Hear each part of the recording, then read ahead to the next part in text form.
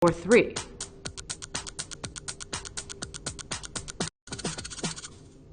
Okay, this cake is so small that it can easily fit within a device used primarily for drinking beverages.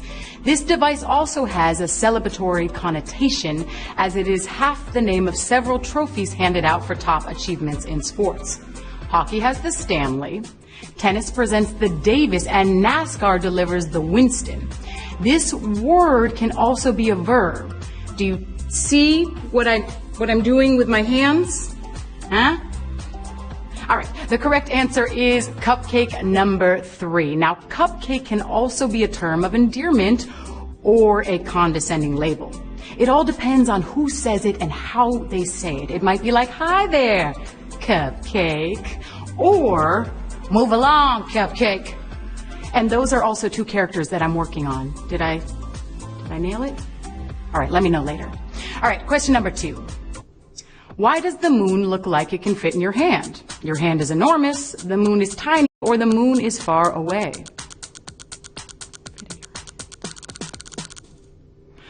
All right, consider the moon. So many questions. Is there life on the moon? Is there water there? Could man possibly live there? Is the moon made of cheese? And if so, what kind of cheese? And I hope it's vegan because I am lactose intolerant. And maybe someday all these questions will be answered, but first, we need to put a man on the moon. And by the way, we're streaming the show from 1968. Huh? All right, the correct answer is the moon is far away. Let's see how many people got that one. 22,000, yes. It's called forced perspective. It's how Peter Jackson made normal-sized actors look like hobbits. And less technically, it's how Mark McKinney from Kids in the Hall crushed all those heads. I crush your head. Just like that. You should try it. It's fun. All right, question number 3. Which word starts with a letter that appears earlier in the alphabet? Joke, hilarity, or laughter?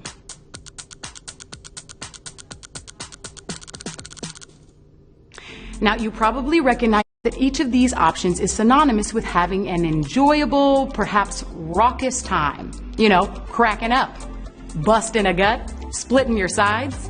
And they say that laughter is the best medicine, yet each of these conditions would require professional medical assistance. And if you ever truly busted a gut or split your side, you'd best be on your way to the hospital, like ASAP. So, that's weird.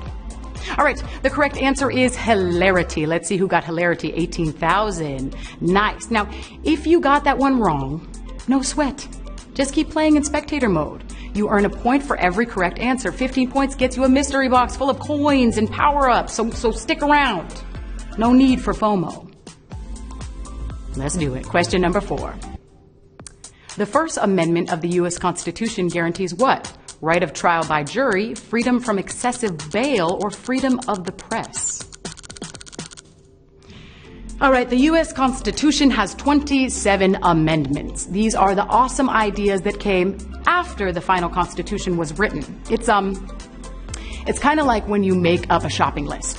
And once you get to the store, you realize, oh, I should probably get some avocados. And you make an amendment to your list. And everyone has the right to bear avocados. But for safety, make sure you lock them in your avocado cabinet. Safety first. All right, the correct answer is freedom of the press. Now, to be clear, the press that the First Amendment refers to is the printing press, not the dry cleaner press. Although one should feel the right to live freely without the embarrassment of wrinkles. So press on, my friends. And we will press on to question number 5. The shortest distance between 2 points is what? A refracted laser beam, a straight line, or a loop? All right, I don't know what the shortest distance between 2 points is, but I do know what the longest distance between 2 points is, and that is the distance between you and the bathroom in a bathroom emergency. And why do those always get worse as soon as I touch my doorknob?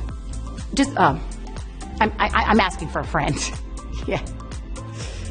All right, back to the game. The correct answer is a straight line. Let's see who's straight out there. 14,000 people are straight. Very nice. Now, sometimes to imply a direct route, people say, as the crow flies. But have you ever seen a crow fly?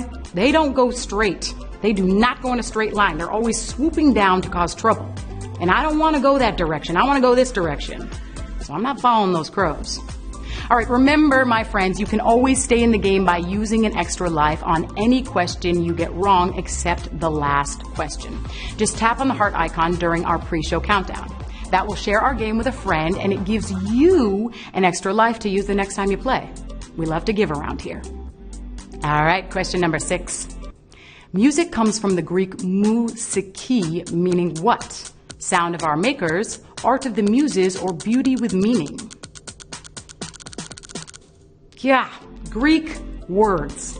We use them every day. Acrobat, cemetery, democracy. The word sarcasm comes from the Greek word sarx, for flesh. And this is fun. It is the act of metaphorically stripping off someone's flesh with a sneering comment. And if you can do that, it's bad. You are either pure evil or your breath is straight up room clearing nasty. So get a Tic Tac. All right, the correct answer is art of the muses. Let's see how many people got that. 7,000 people. Very nice. And it just so happens that my favorite Greek food is moussaka, which means nectar of the young goddess. And I'm kidding. It's just a mincemeat pie with eggplant and tomato. But after tasting it, you'll be sure to want to break a plate. Or a cup. A couple of other things. All right, back to the game. Question number 7. During which century was the first known use of the word snollygoster? 14th, 20th, or 19th? This is what I truly love about hosting this show. I always learn a new word or 2 or 3, and until now I had never heard of the word snollygoster. Nor did I know its definition, which is a shrewd, unprincipled person, often a politician. And I suggest we all start using snollygoster more often. Try it. Say it. It feels good, doesn't it? Snollygoster. All right, the correct answer is 19th. It was first used in 1845, which is in the 19th century. Now, the word is thought to be derived from snallygaster, a mythical creature that preys on poultry and children. Poultry and children? Come on, snallygaster, eat a salad. Some broccoli. Oh no! And that last question was brutal. Word around town. I'm sorry. That last question was a snallygaster. All right, stick with me. Question number 8. The scientific concept of evolution is best represented by which? Pokemon, Digimon, or Darwin's Origin of Species? Now, did you know that the mon in both Pokemon and Digimon is short for monster? They are pocket monsters and digital monsters. But my question is, what is the name for the monsters under your bed? Bettymon? Or the monster in your office, the one who's 3 cubicles down from you? Beckymon? These are questions. Maybe they'll never be answered. But the answer to that last question is, the correct answer is Darwin's Origin of Species. Now, Darwin's theory of evolution by natural selection is the process by which organisms change over time as a result of changes in genetic, physical, or behavioral traits. You know, like when a guy or a lady turns into a werewolf. All right, question 9. Ham comes from what animal? Cows, swine, or chicken?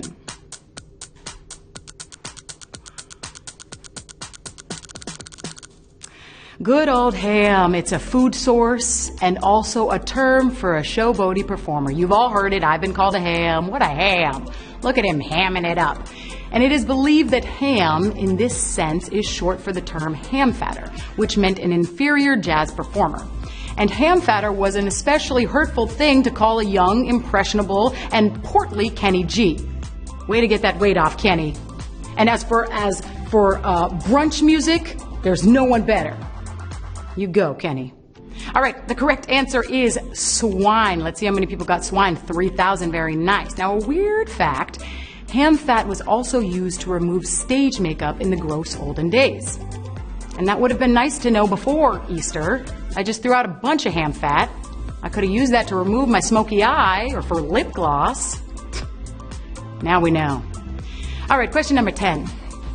Caution signs in the U.S. are typically what color? Yellow, blue, or red?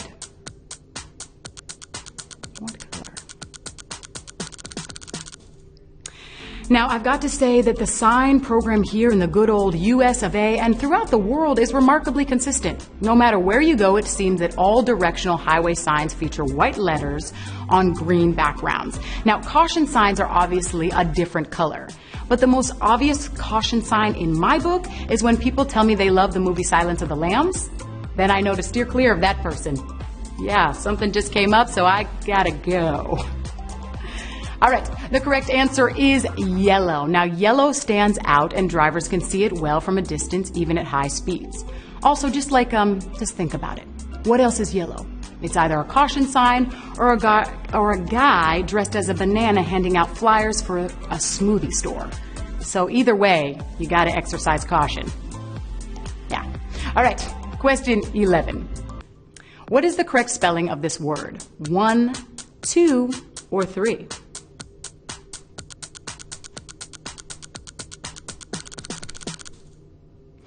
Okay, if you are like me, and I know that you are, you can't hear the word genuine without thinking of the multi-hyphenate superstar Ginuwine. He's the singer, songwriter, recording artist that brought us such dance floor favorites as The Wedding, Inappropriate R&B Jam, Pony, and the extended mix of Pony. So Ginuwine was born Elgene Baylor Lumpkin, and it remains unclear as to why he changed his name. Mystery. All right, the correct answer is genuine number 1. Now, genuine means authentic and truly what something is said to be. Bearing that in mind, it is with great confidence that I now say this is the genuine way to spell the word genuine. Thank you. I am genuinely pleased with myself. All right, everybody, keep your hands and your feet inside the game. It's time for the most challenging question of the entire game. It is time for the last question. So challenging, I could barely say it. Let's do it. Question number 12.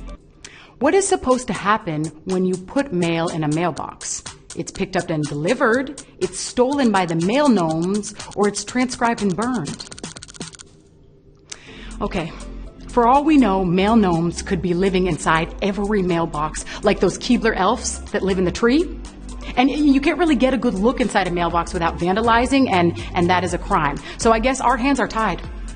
We'll just continue to use mailboxes, and the mail gnomes will steal and probably transcribe and burn all of our mail. And this is just something we're going to have to live with, people.